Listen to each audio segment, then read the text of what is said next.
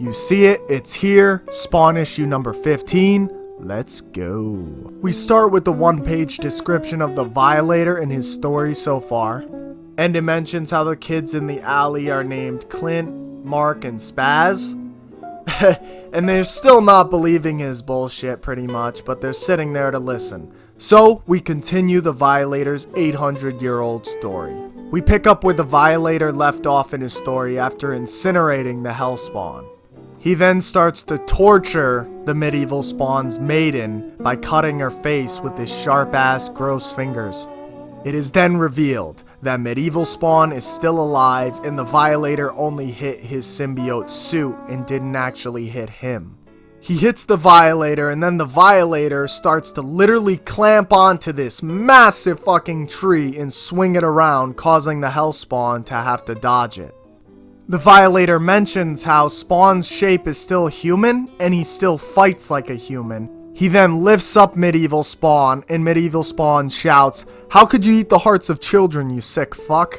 And the Violator replies telling him, children's hearts taste good, but I like adult hearts better because they're bigger, meatier, and they have more flavor.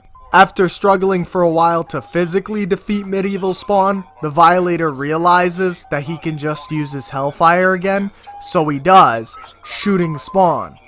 So the maiden thinks that this Spawn is killed, she thinks her prince is killed, and the cloak starts to come alive and entrap the Violator with its chains and its cape. And then we realize that medieval Spawn actually shielded himself from the blast with his necroplasm and he used up his magic. Then he made his sword a necroplasmic sword and he cuts the Violator's fucking head off, killing him. This did not go with no consequences, however, because the maiden is finally seeing what this Hellspawn looks like for the first time without his armor, and she is mortified by his zombie-like fucking skin. So, obviously, this makes the Hellspawn super depressed because he loved her. After that, the Violator then mentions how that's how the first dragon was created. They just painted him green and made him look all different because that's showbiz and, you know, people like to change how things look to make it more interesting. But yeah, the Violator's the first dragon. Pretty cool, huh? Anyway, these kids finally had enough of this old tubby large shit and they start to walk away. He gets pissed off, then a newspaper flies in his face and he realizes that Spawn has been killing off these gang members like overkill, and he realizes that Spawn is actually taking his kills from him. So he's getting kind of pissed off. Back behind a restaurant somewhere, Spawn lies there to sleep, which by the way, he doesn't actually need sleep. It's just a habit of his, and it's a thing to get him away from his eternal fucking pain that he feels at the moment. So this giant bouncer comes out, and he's like, dude, get the fuck out of here. So he starts beating on Spawn and bullying Spawn. Spawn doesn't want to drain his power or use his power.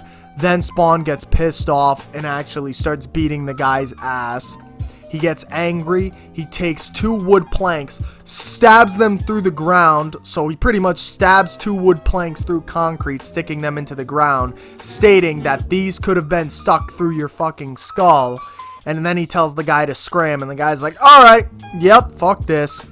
Spawn's starting to get pissed of people entering his alleyways, and he realizes that he's gonna have to make this his territory. At the end of the issue, Terry Fitzgerald wakes up from a nightmare, remembering what the CIA members said to him when they were threatening him, and what they threatened him with was essentially everything about his life. Because they've been watching him for so long, they know what Wanda wears when she goes to sleep, they know their routines, they know all these things, and they even threatened that if you do turn on us, there will be no place you can hide, and we will make you feel unmeasurable amounts of pain. And then they threatened his daughter Cyan as well. So he's stuck up all night about that fear, you know. He's super fucking terrified, hoping that the next day isn't the day where they come in and raid his home, taking his family and torturing them. But that is issue number 15. Like the video if you enjoyed the video. If you didn't enjoy the video, you definitely lick ass for a living. see you guys in the next one. Bye.